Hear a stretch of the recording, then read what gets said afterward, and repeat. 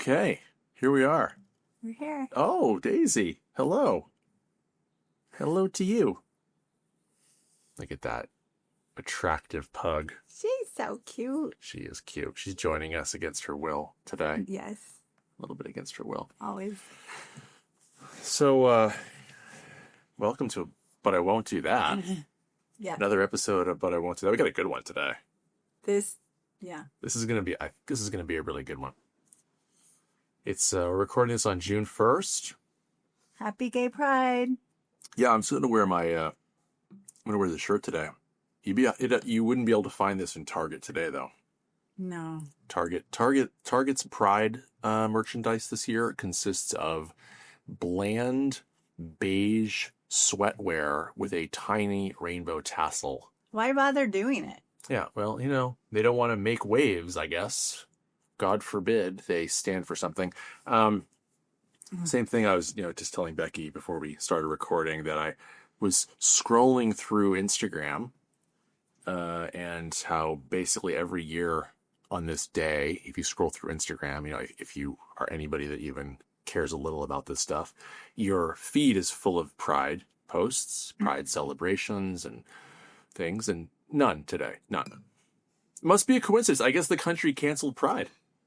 And no one told you. I guess I didn't know that Pride was canceled. Yeah. So nothing's there. So it was strange, huh? So corporations and people, I think it was Hannah Arendt, the political scientist. She called it obedience in advance. Oh. Yeah, that's the term for it. Don't wait to be dictated to. Just go ahead and do it ahead of time. Okay. Anyway, enough of that. Today, though, oh my gosh, what a show we have. Yes. A couple things that we should talk about before we get into today. A couple things we should mention. Mm-hmm. Number one, Africa is a continent, not a country. Okay. People think that? You get that experience where people think Africa's a country? Well, I'm terrible at geography, so I might be one of those people. I get that as a teacher, but also in life, you just get people who are like, yeah, that's from Africa. But it's a continent. It's like, because it's honking and it has like all these. It's the second countries. largest continent. Okay. The Mercator projection map says that it's not, but it is actually. Oh, that. Yeah, I remember that map from the West Wing. Yeah. It's, Africa has the most countries of any continent. Wow. 54. I understand some of the confusion, especially dealing with students who can't quite get their heads wrapped around why is there like North America, South America, and we're the United States of America, right? Even that concept seems strange to them. So Africa, for various reasons. Well, and then there's South Africa, so it seems like exactly there's another whole something. Yeah. But I do think Africa's, Africa does get painted with, all of Africa gets painted with similar brushes of despair. Yeah, poverty, for sure. Yeah. Even though it's an incredibly diverse place. So Africa's a continent. Okay. Let's keep that Let's keep that in our back pocket. Keep that. Let's know that. Let's remember that. But the other thing. A fact. That one's a fact. That's one of our facts. I'm going to sit on that fact. Let's start this podcast off with some facts. Yeah, let's start. Pride being canceled is just a theory, but Africa being a continent. Do you have evidence of your theory? Well, the fact that you scrolled for 60 seconds and you couldn't find it. Yeah, and Target's ads. That's not much evidence. But the other thing I want to mention before we start is the very excellent HBO Max documentary, Yacht Rock. Yeah, we just watched that recently. We very much enjoyed it. If you like music from the 70s and 80s, that, like dentist's chair music. Yeah. It's an excellent documentary. But it's a lot more than that. No, it is. It is. Yeah. That's not. It actually really makes you appreciate why everyone likes it so much. You know what I mean? Because I love Yacht Rock. Before I even knew it was Yacht Rock, all those songs I love. Yeah, Yacht Rock. So the genre, for bands that we think of like Christopher Cross, not Chris Cross, not those two guys, but Christopher Cross. Jump. The backwards jeans. Christopher Cross and Kenny Loggins and Messina. Loggins and Messina, Kenny Loggins. Winnie the Pooh doesn't know what to do. Got a honey. I know that song. It was for a movie, I'm sure. But it was just like coined by some guy, were they YouTubers? No, yeah, so, or something like that. Well, or comedians. Comedians, yeah. Who posted their video on a new medium called YouTube. Yeah. And they coined the term yacht rock by acting out how they thought it went down. Right. Which right. I actually want to watch all the original, because it seems pretty funny. Yeah. Michael McDonald kind of said it was on the nose. That's the one. That's so the really very quickly, we're not, because this episode's not about that documentary, but Michael McDonald, who is the singer and songwriter for the Doobie Brothers and had a lot of solo stuff, he and then the band Steely Dan are really the stars of that documentary. Like they really are like incredible. Michael McDonald is full on, and Steely Dan did not want to participate. Donald Fagen, their main guy, was just really fucking out on the whole thing. Said fuck you. Yeah. But incredible documentary. However, the documentary also focuses a lot on session players. Yeah. These musicians that kept showing up in songs that became, legend classic songs. Yeah. And a core group of session players formed the band Toto. Yeah. And they go on being session, even after they've hit it big as Toto, they continue to appear as session players on others' albums. Also spawning more and more and more endless yacht rock. Absolutely. And here's a segment from a Stereo Gum. I read the Stereo Gum article about today's song, and this article says this about Toto. It's a bit miraculous that Toto were ever stars in the first place. They don't look like stars. They look like shaggy, anonymous 70s session musician types, which is exactly what they were. When producer David Foster retooled Chicago's sound on the 1982 album Chicago 16, he replaced most of the members of Chicago with members of Toto. Whenever someone needed slick in-studio virtuosity, the members of Toto were the guys to call. Who are you going to call? They kept doing session work even after they'd become hugely popular. Isn't that crazy that they just kept doing it? That was their thing. Yeah. But in the documentary, they kind of are like the one guy who wrote Africa. Yeah. Oh, sorry, did I just let the cat Well, out of the bag? I hopefully they put those two together. Africa's a continent. And Africa's Toto. our song today. Today's song is Africa. I mean, this is a classic. It's so popular. It's gained like almost like a rebirth in the social media era. It's just a great, funny, hilarious song that we're going to talk about today. Yeah. But remember the guy who wrote it? Like, it seems like all throughout the video. Oh yeah, the video. The video. But no, not the video. All throughout the documentary, the session players, the band members of Toto talk about. It was session first. Toto was like afterthought. Yeah, they were. Yeah. And they kept sort of hoping to like do something like great, and they're doing something great all along. Every single thing that they did is, but I mean, I guess you need that time time of appreciated art in order to realize that people appreciate you. Yeah. Welcome to But I Won't Do That. Today it's Africa by Toto. All right. We're back. Welcome back. Thanks for listening. We're back to Mums today. Mums. Look, Mums, we're going to give you a second chance. Support us. Come on, Mums. Mums. We had another variety of Mums recently. Like the Black Label Mums. Yeah, I didn't realize it was so expensive. Because it was under the wrong price tag. Oh, man. So when I brought it up, and then you don't want to back out and be I don't want to act like I'm actually. I bet I should have. I was looking for the other ones. It was good though. It was really good. Love you, Mums. Come on, Mums. Love us back. All right. Today we're talking about Africa by Toto. Let's go to the breakdown. Africa is a song by the American rock band Toto, the 10th and final track on their 4th studio album, Toto 4, 1982. They were clever about their names. It was the 2nd single from the album. What was the first? Other huge hit of theirs. Toto. Rosanna. Yep. Rosanna. Actually based on Rosanna Arquette. Yep. It's one of those like urban legends that's actually true. Yeah, which it they actually said was. in yeah, they confirmed they confirmed the documentary. Let's see. So the song was written by band members David Peisch and Jeff Porcaro. Now, those are the two that they're huge names in the yacht rock scene. They're on every album. They're on every Like, album. If you look at the liner notes of every album, they're there. It's incredible.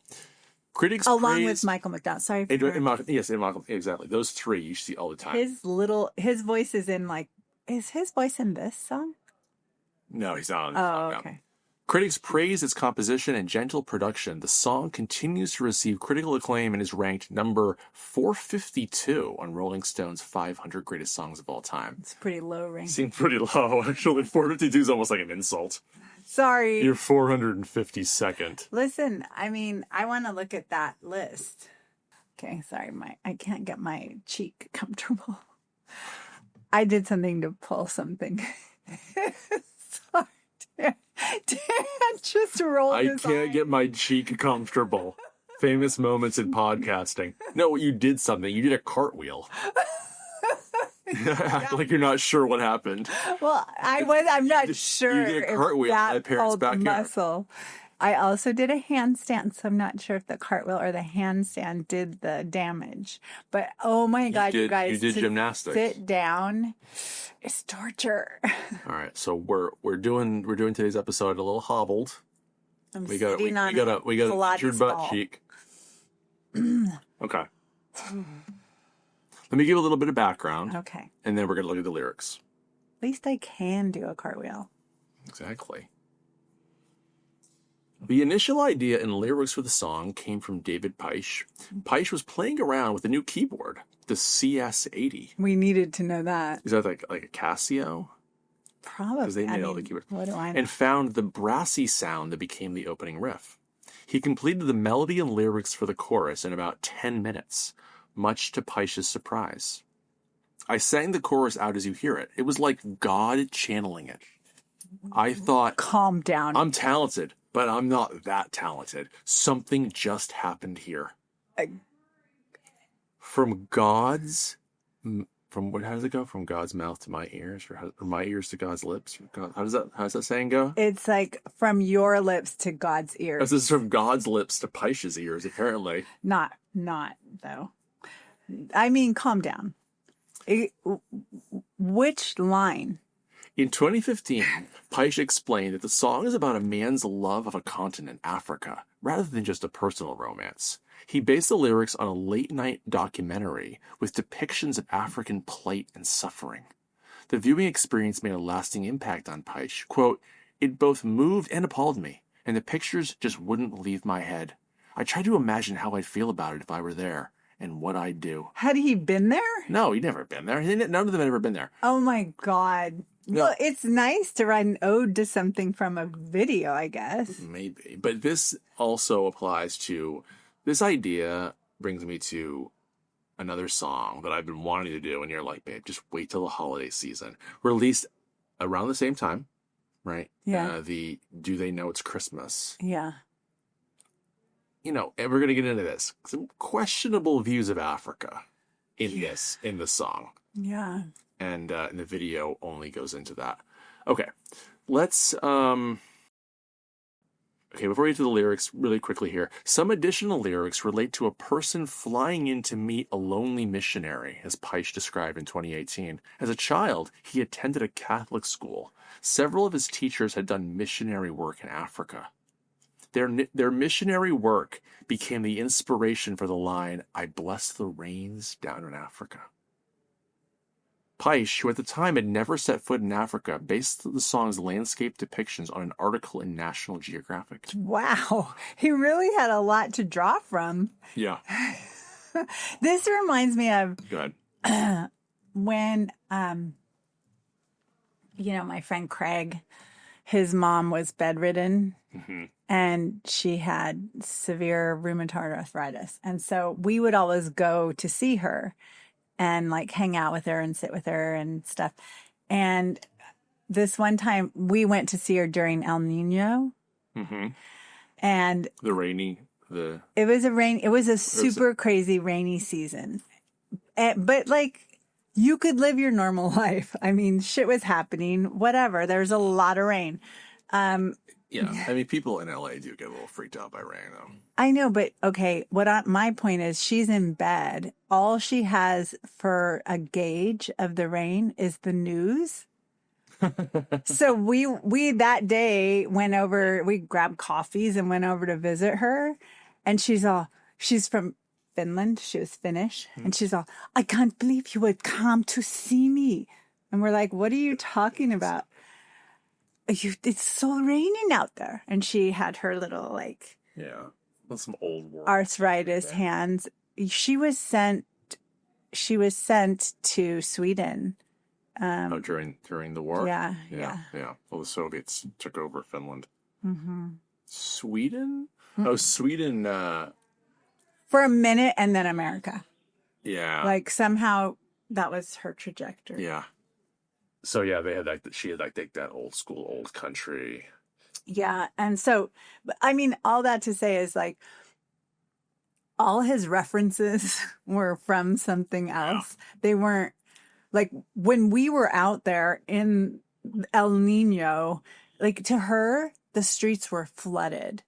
You couldn't get anywhere. Houses were sliding down mountain. Like that was happening, but we're like moving around Costa Mesa. She's picturing like the Palisades fire. We went and got him shoes. Like we went to Skechers. Skechers. This is when Skechers first came out and we got the first pair of Skechers. And she laughed. Actually, I remember his mom laughing when we came in the door. Those shoes are Mickey Mouse shoes, she called them. They were the first Skechers that took off. They were like the super oversized baggy pants falling off look first time around. Yeah. And then really big shoes. Okay. And that's what these were. And they were like shoes that didn't fit you? No, they fit you. I will show you a picture of these shoes because I'll put them on the screen here if you're watching on YouTube. Yeah, they were. I don't know if I know the original Skechers. Yeah.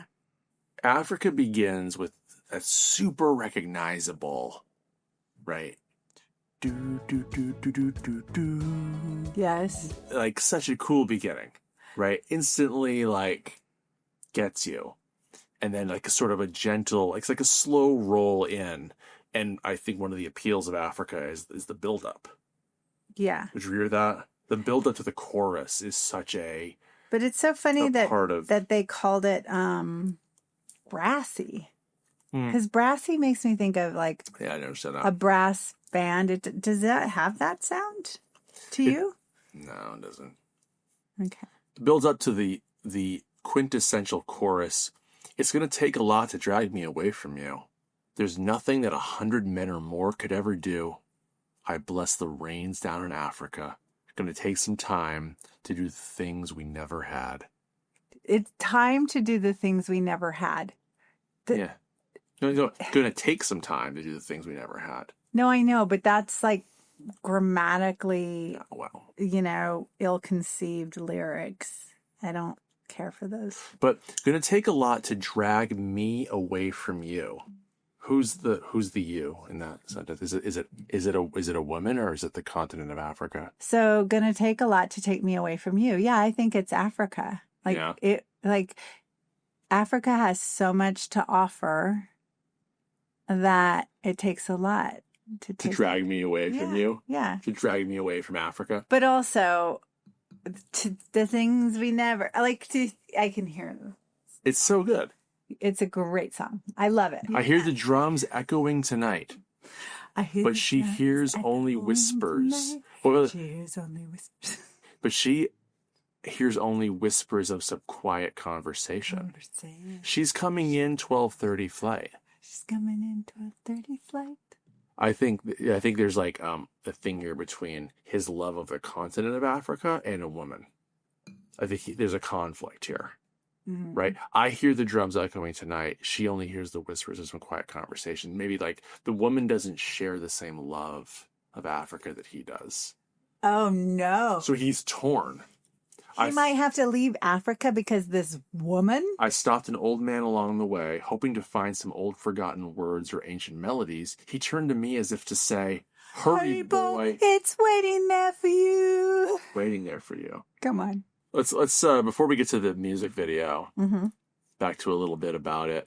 During an appearance on the radio station K-Rock in here in LA, Steve Porcaro, co-writer, described the song as dumb and an experiment, and some of the lyrics as goofy that were just placeholders. Particularly the line about the Serengeti, which I think... Serengeti. Okay. The engineer of the song stated that Africa was the second song written for Toto 4 and had been worked on extensively in the studio. Eventually, the band grew tired of the song and considered cutting it from the album. Paish considered saving Africa for a solo, but decided against it. So this song really almost doesn't even make it to the album. Wow. Yeah. But I think it just goes to show, like, even, bands when they're in the studio, they don't know what's going to hit. Yeah. Like, from what I was reading, they had an idea Rosanna was going to hit. Like, their idea was, here's the album, Rosanna is going to be a hit, and that's going to pull the album. Because they basically had gone from their first album, which had the single Hold the Line. Hold the line. Yeah. Love isn't all. So that was a surprise hit. Right. And kind of, they made them a band. And their next two albums were flops. That was a surprise hit, Hold the Line? Well, no, they were a surprise hit just because they were studio guys. But they put out an album as studio guys. Yeah, Toto, the first Toto album. Oh, okay. And it was called Toto 1. Toto 1. And then the next two albums flopped. And the studio basically was like, you got to give us a hit or like, we're going to cut ties with you. And so they wrote the album around Rosanna. And Africa was an afterthought. Literally the last song on the album. And they wanted to cut it and they didn't care about it. And they're like, whatever. So they don't even change the lyrics. They leave the Serengeti line in. And now, but that's the thing about like, if we are in this world of like the non-random acts of AI, we're never having another Africa. And Africa is what makes us human. And like, right. Like you can be in a club anywhere, like to me more, weddings, whatever, where people are playing this song or like some beach, something. And then the whole dance floor is like Serengeti because it's just like, it's what binds us people love together. Singing the chorus. It's that chorus. Yeah. When he goes up. But yeah, I mean, to that Serengeti. Still, that part, it's just something, there is something to that. Whatever, that fucked up lyric that doesn't quite go, and it's no, it totally doesn't go. The verse after the first chorus goes, "The wild dogs cry out in the night as they grow restless, longing for some solitary company. I know that I must do what's right." There it is. There's that like choice he's got between the woman and the continent. Sure as Kilimanjaro rises like Olympus above the Serengeti. This is one of the worst lines in pop music. The whole line. I know, but the worst and the best. But first it's the best of the worst. Sure as Kilimanjaro, the famous volcano in, is it Kenya or Tanzania, rises like Olympus. Why the fuck is he mentioning Olympus above the Serengeti? Because it's like a haiku. He needed this many syllables. But also Kilimanjaro and the Serengeti, not close to each other. Kilimanjaro does not rise above the Serengeti. He's just pulling like words from Africa, which gets to some of our problematic stuff we're going to talk about in the video, where Africa becomes just this like, avatar for what we believe about people that don't live around us. I mean, it's very problematic, but I do think that's one of the worst lines in the history of pop music. As much as I love this song, That line is so forced. It's so bad. Forced. It contrived. It's forced. I'm going to go grab more. Is that okay? Yeah, let's take a break right now, and we're going to come back and talk about the video. We're going to talk now about the video. And, like I said before, I'll put some stills here if you're watching on YouTube. If you're not, if you're just listening, maybe you take a second to pause us and watch the video because it's pretty wild. You'll be happy. It's great. You do. You'll be like, oh my God, I can't believe I hadn't seen that lately. Yeah, from Stereo Gum, they wrote, what quote, is Stereo Gum? It's like a music newsletter. Sorry, yeah. Okay. The Africa video has a sort of stylized Indiana Jones vibe. David Peisch is in a library, doing research on ancient dusty tomes when some kind of unexplained African magic causes a tribesman to throw a spear that somehow goes out of the book and into the library. It's pure cocaine logic delirium. The Africa clip is almost shockingly racist, even by early MTV standards, but it succeeds at its goal of making Toto seem visually compelling and translating the over-the-top drama of Africa into something cinematic. Cocaine logic delirium. But also, even by early MTV standards, meaning like early MTV, because there weren't a lot of videos. Yeah. You know? I mean, the video, so I love that they bring up like the Indiana Jones connection because you're in this like I said, like an old library.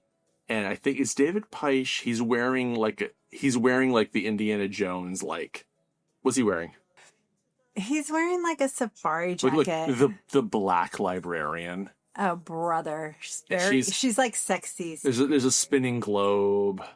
The drummer. The drummer. Studio musicians. Yeah. And then he's like looking through this book. He's reading this book. Oh my God. And also their instruments, like the most like rustic fucking like marachas. No, it is like, if you picture maracas? If you picture like Indiana Jones, the first episode of Indiana Jones, there's like the early scenes, he's in that university teaching and kind of it looks like that. And then for some reason, if Indiana Jones was in a studio, because it still looks they're in a studio. He looks like Zach Galifianakis. Yeah, but wait till you see where they're playing it. Look. Oh my God, they're on a book, you guys. They're on top of a stack of books, and the top book that they're on is called Africa. Yeah. And oh my God, and also like even when this video was done, this was in the 80s, right? 80s, yeah. Okay, and he's using an oil lamp. No, it's the 19... Sir, we had electricity. It's Indiana Jones, no, look at the librarian's blouse. That's Chloe. There's no way that's... No. What is this time-space continuum? It doesn't make sense. Look, it's inspired... Look, number one, sorry, babe, to interrupt, but her glasses are definitely like some designer glasses of the 80s. You think people, they only had those little cut glass horn rim with like glass, like wrap around your ear things in the time that you're saying. Oh my God. We're not being pedantic here. I mean, obviously, like, it's a music video. It's inspired by Indiana Jones. I mean, like. I know, but let's get it right. Wardrobe. Okay, let's get it right. Costume. But this right here, look at this. Okay, go Look at this. Here we go. Now, later in the video. Before you say that, can you see them just casting this person? Because it's like it's a tribesman. Yeah, but always sees his hand. In a loincloth. No, watch that. No, always sees his hand. Watch. So he's flipping through his book. And then all of a sudden, there's a hand holding a spear. And now watch this. Sudan. Africa. Chad. Here comes. He's looking through all these old. I'm not looking because I'm moving so quickly across these old tomes I couldn't possibly be reading. Tomes equals books. And then she's like, she's studying Africa, the book that they're on. And then all of a sudden, he pulls the book out, and what happens? Oh, the spear, and God, the prop stylist in this was like, No, but watch. But this is the detail that I love. Watch this. When it zooms in on him, look at the pit stain. oh, he was sweating. He's sweating. He's in the humid confines of Africa. Africa's humid. Or his unless you're in spiral. Unless you're in the cocaine spiral desert. of the studio.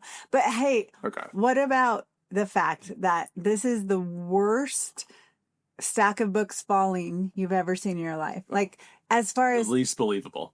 Yeah. Like, oh no, catch those books. They're falling. Yeah. Like, it's like Austin Powers, like watching the it's just steam the most ridiculous thing I've ever seen. And then, these... So what do we make of this, this... I don't know. It's like, what are they trying to say? But also, does the song Africa, I mean, do they need to go here with this video? Be this on the nose? Or is it just like... Okay, can I ask you, what do you mean by on the nose? How are they on the nose? The spear? No, but... What is it? What's the nose marking? What are we on the nose? What I mean is it's like, it's so explicit. The video is so explicitly about Africa. I mean, did it have to be like... Well, about... you mean the word A-F-R-I-C. No, but I mean, because it's not about Africa. It's about the word Africa, because we see the word Africa on a book, and we see him pull a book called Africa, and then there's a spear, which we can sort of associate with Africa. There's not anything to do with like true continent of Africa and, all this. Yeah, it's not on the nose of Africa. It's on the nose of the word Africa as how we think of it. Like white colonial. Like, yes, white colonial idea of Africa. Yeah. It's like a guy, a black hand throwing a spear. Seriously, sir? I mean, come on. So the guy that directed this, also, he went on to direct the 1990 Teenage Mutant Ninja Turtles movie. Perfect. That sounds right. Yeah. A person who would approve this falling book scene, no. You should be directing Ninja Turtles. Yeah. I hope he hasn't done anything since. I don't know if he has. This from a Financial Times article. Good research. When Africa hit #1, it briefly interrupted the reign of Men at Work's Down Under, another song about a continent. And Rob Sheffield in Rolling Stone commented, "The only time in pop history 2 continents slugged it out for #1, right after the band Asia had a best-selling album in 1982. I love Asia. No one likes Asia. Wait, did Asia do... me. What did Asia sing? Oh, no, I was thinking of Europe. Who sang the final countdown? No. This is like the golden age of this is like the golden age of continents, though, as music. What was that all about? Wait, Europe sang the final countdown. Toto sang Africa. Men at Work did Land Down Under, and the band Asia sang Heat of the Moment.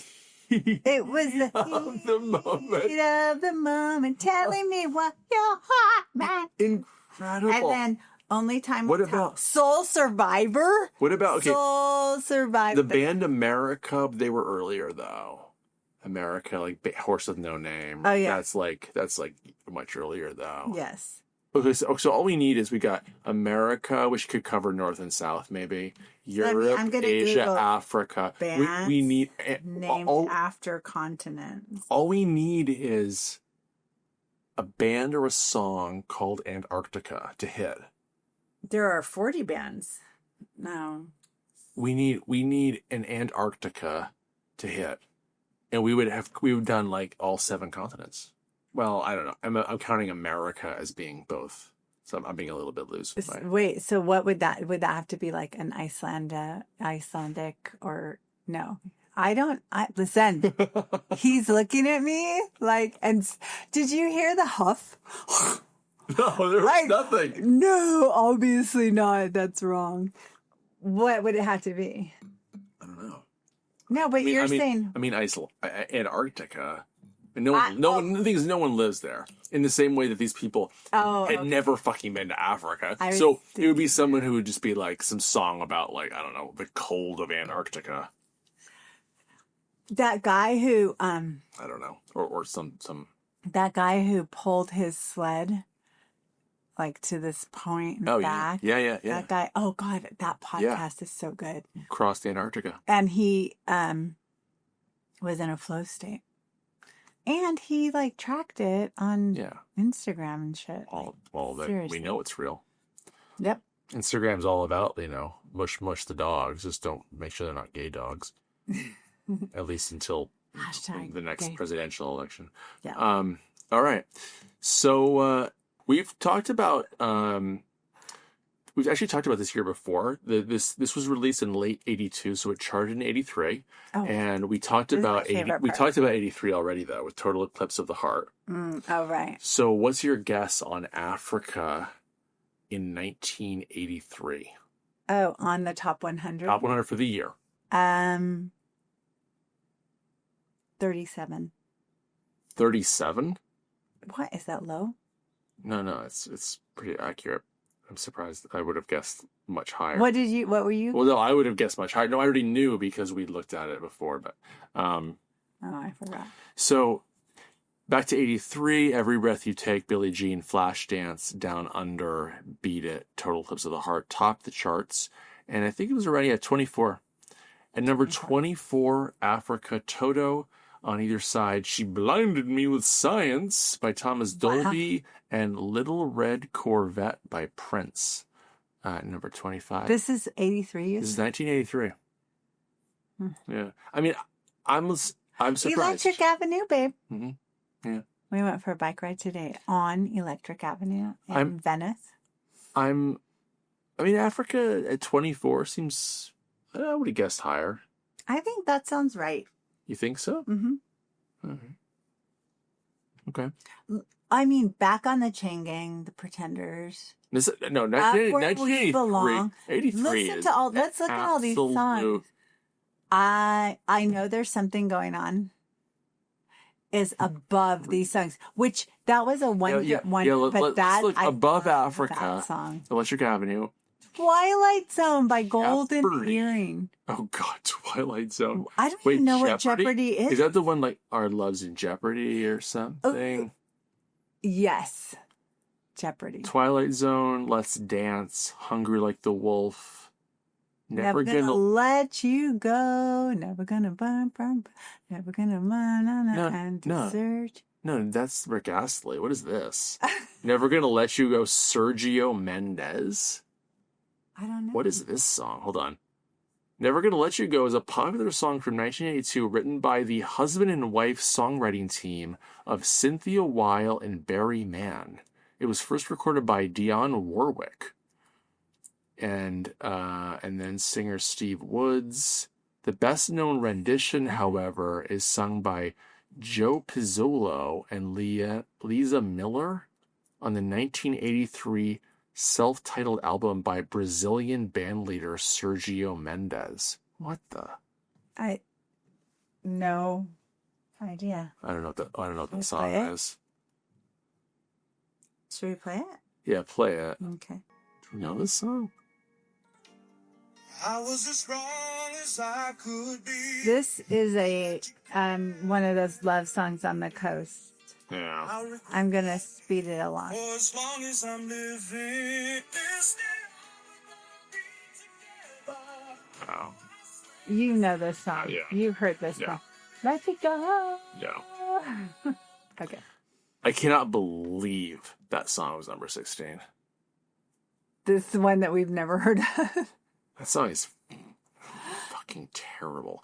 Sure was hard. And who's heard of Shame on the Moon by Bob Seger? Have you? Yeah, no. Come on, Eileen. Wow. Another thing here is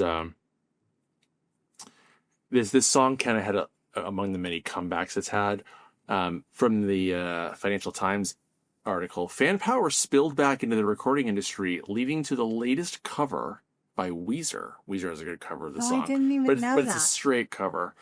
After a Twitter account called Weezer Africa run by a 14-year-old who'd heard about the song via friends who followed the retro TV show Stranger Things.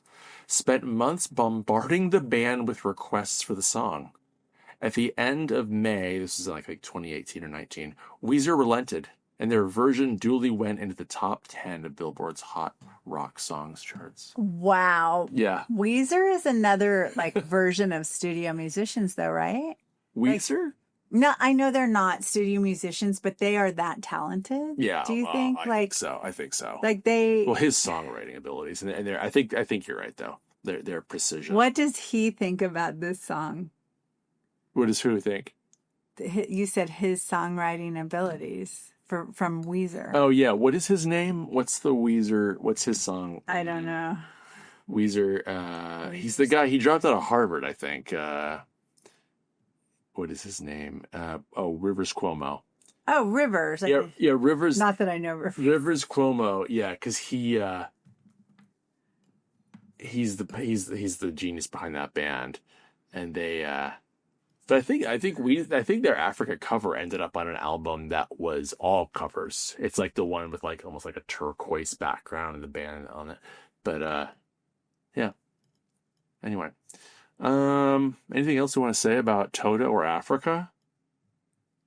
Where do we land on the I mean it's if we go back to it on Wikipedia here, genre, how pop, did they name synth themselves? pop, soft Toto? rock, yacht rock. Oh, Toto, yeah, let's find out.